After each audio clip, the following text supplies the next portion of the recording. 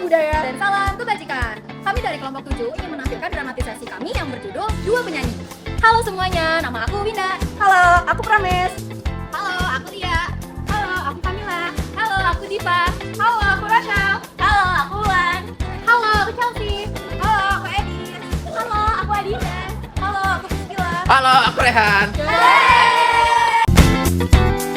Di sebuah kota yang tidak perlu disebut namanya, ada dua rumah sakit besar dan terkenal, yaitu Rumah Sakit Kandang Kerbau di bagian barat dan Rumah Sakit Kandang Lembu di bagian timur. Kendati tidak khusus mengurusi kelahiran, dua rumah sakit itu menjadi terkenal karena banyak bayi yang dilahirkan menjadi orang-orang terkenal. Menurut catatan, seorang Perdana Menteri Australia lahir di Rumah Sakit Kandang Kerbau. Dan seorang duta besar Indonesia untuk Amerika lahir di Rumah Sakit Kandang Lembu. Jangan heran manakala banyak calon ibu di banyak negara bermimpi untuk melahirkan bayi mereka di salah satu rumah sakit itu.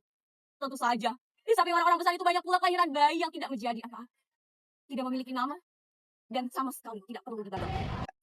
Terceritalah di kota bagian barat ada seorang laki-laki bernama Latif Arifin, dan di kota bagian timur ada seorang laki-laki bernama Latif Arifin. Dengan mengendarai sepeda motor besar, setiap hari kerja Latif Arifin mengantarkan istrinya Latifah ke kantornya di kota bagian timur. Dan setiap hari pula dengan mengendarai sepeda motor besar, Latif Arifin mengantarkan istrinya Latifah ke kantornya di kota bagian barat. Dua pasangan ini, Latif Arifin dan Latifah, tidak saling mengenal dengan Latif Arifin dan Latifah. Tapi dalam catatan pernikahan di kantor agama, dua pasangan ini menikah pada hari, tanggal, dan jam yang sama di dua tempat ini. Kalau ditelusur lebih lanjut, akan ketahuan bahwa Latif Arifin dan Latif Arifin lahir pada tanggal, hari, dan jam yang sama pula di dua rumah sakit berbeda.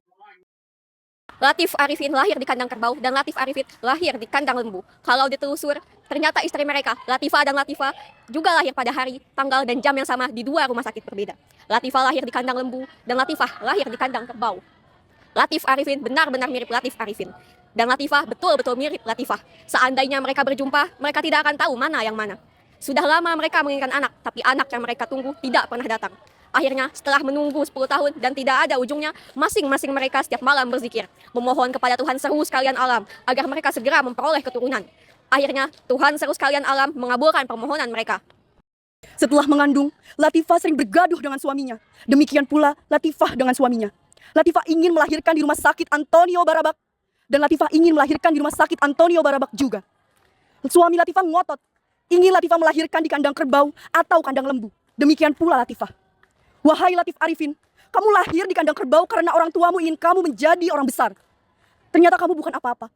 Saya lahir di kandang lembu karena orang tua saya ingin saya menjadi orang besar juga. Ternyata saya juga bukan apa-apa. Dalam bergaduh dengan suaminya, seruan Latifah sama dengan seruan Latifah juga. Pada suatu hari, dalam bergaduh, Latifah berseru, "Wahai Latif Arifin, janganlah kau bergantung pada nama orang-orang besar. Bergantunglah pada dermawan-dermawan besar, yang banyak jasanya, yang tidak ingin dikenal. Bergantunglah pada Antonio Barabak. Dia datang ke negeri kita dengan tujuan yang mulia, menyembuhkan orang-orang sakit tanpa pamrih. Dia meninggal di negeri kita, tertular lepra ketika wabah lepra menyerbu negeri ini. Tepat pada saat yang sama, Latifah juga menyeru kepada suaminya dengan nada sama. Kata orang-orang bijak, manusia bisa merencanakan, takdir menentukan. Demikian pula lah yang terjadi pada Latifah dan Latifah. Pada saat yang sama, Latifah dan Latifah merasa nyeri pada selangkangan, perut sakit, serta mulas. Latifah merasa segera melahirkan, demikian pula Latifah. Sementara itu, sebagaimana terjadi selama beberapa hari sebelumnya, langit mengamuk, kilat demi kilat saling bersambaran. Hujan deras pun yang sudah berlangsung 7 jam menolak untuk berhenti. Latifah segera memberi aba-aba pada suaminya, agar segera memanggil taksi untuk membawa ke rumah sakit Antonio Barabak. Demikian pula Latifah. Begitu mendekati rumah sakit Antonio Barabak, mereka melihat pemandangan yang mengerikan. Sebuah tiang listrik roboh menimpa atap rumah sakit, memercikkan lidah-lidah api, lalu cepat menyebar ke sudut-sudut lain. Latif Arifin segera melarikan istrinya ke kandang kerbau, dan Latif Arifin segera melarikan istrinya ke kandang lembu. Dua bayi, satu anak Latif Arifin dan yang lain anak Latif Arifin. Tepat pada detik yang sama lahir, anak Latif Arifin diberi nama Sulaiman bin Arifin, dan anak Latif Arifin diberi nama Sulaiman bin Arifin. Dua bayi ini menimbulkan rasa heran. Tangis mereka bagaikan nyanyian-nyanyian syahdu yang menyayat hati. Jauh berbeda dengan tangisan bayi-bayi lain ketika mereka berlari. Meskipun wajah Latifah sangat pucat, demikian pula wajah Latifah. Dokter di dua rumah sakit berbeda itu menjamin. Berdasarkan pemeriksaan yang sangat teliti, ibu-ibu muda ini benar-benar sehat. Keesokan harinya ketika Latif Arifin naik sepeda besar menuju kantornya. Demikian pula Latif Arifin. Hujan makin deras, langit makin gelap, angin makin menderu-deru, halilintar demi halilintar saling bertabrakan.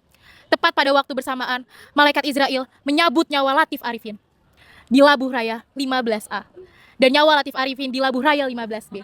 Sepeda motor dua laki-laki ini tergelincir. helm mereka melesat, mereka jatuh, lalu kepala mereka terlindas. Dalam kisah mengenai raja-raja, tertulislah sebuah kalimat. Raja wafat, dan karena sedih, permaisuri pun menyusul wafat. Dan inilah yang terjadi pada Latifah dan Latifah. Dalam keadaan lemah sehabis melahirkan, mereka menerima berita yang tak pernah mereka duga. Dan tanpa sempat mengurusi bayi mereka meregang nyawa menyusul suami mereka. Apa yang kemudian terjadi pada dua bayi itu tidak diketahui. Tapi setelah mereka berumur 20 tahun, takdir mereka menjadi jelas. Mereka sama-sama pandai menyanyi dan memainkan berbagai alat tabuh-tabuhan. Yang satu entah yang mana buta. Dan yang lainnya entah itu Sulaiman bin Arifin atau Sulaiman bin Arifin. Matanya tidak buta. Mereka menjadi penyanyi dan dua-duanya mencari nafkah di stasiun bawah tanah yang sama. Kendati stasiun ini paling ramai, jalan keluar masuknya hanya dua, satu di barat, satu di timur. Penyanyi buta mengamen di pintu barat, penyanyi yang tidak buta mengamen di pintu timur. Dua penyanyi ini tidak saling mengenal, tapi saling mendengar. Dari tahun ke tahun keadaannya sama. Setiap hari penyanyi buta selalu mendapat uang banyak, dan setiap hari penyanyi yang tidak buta tidak pernah mendapat uang banyak. Pada suatu malam, tepat pada waktu yang sama, dua penyanyi ini tertimpa oleh mimpi. Dalam mimpi, dua penyanyi ini mendengar suara bisik-bisik. Dua orang yang berbeda bisa menjadi saudara bukan karena darah, tapi karena takdir. Kau penyanyi, dan saudaramu juga penyanyi. Bisik-bisik ini terus berlanjut sampai akhirnya penyanyi yang tidak buta mendengar bisik-bisik.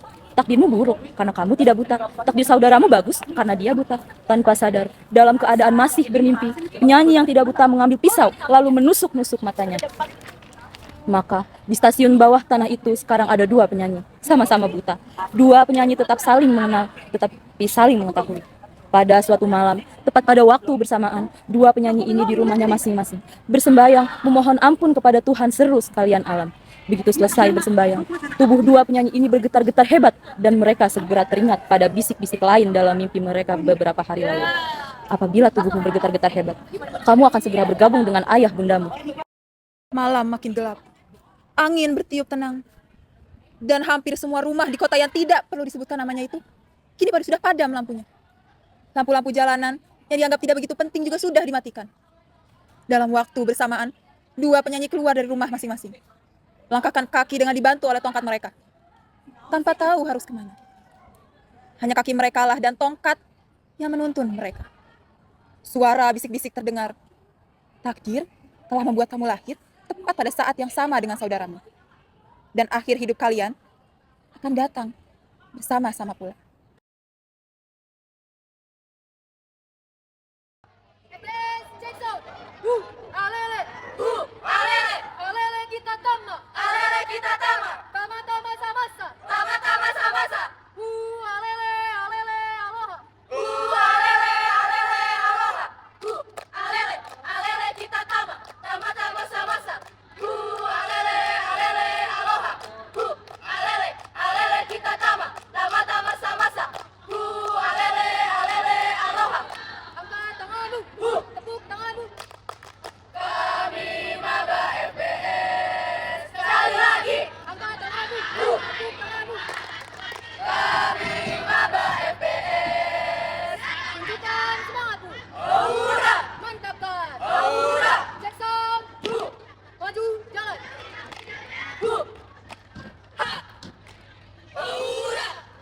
Siapa kita?